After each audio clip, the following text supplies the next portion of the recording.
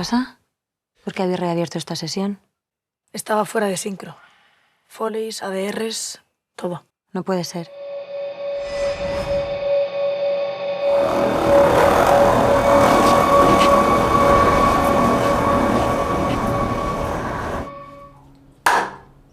No has vuelto a tener ningún episodio.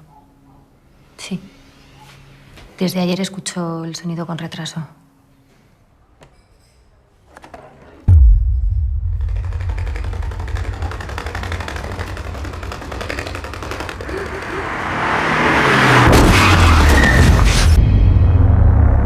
¿Qué haces aquí? Yo a qué edad aprendí a hablar. ¿Cómo? Sé que no habla, está muy mayor, ¿no? Y venía a casa un hombre con un magnetofón y me grababa.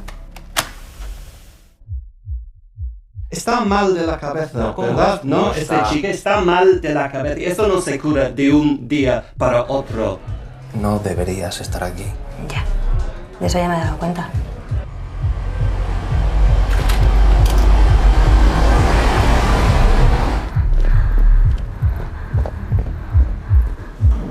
Te ha vuelto a pasar. ¿El qué? Lo de las voces. ¿Qué voces?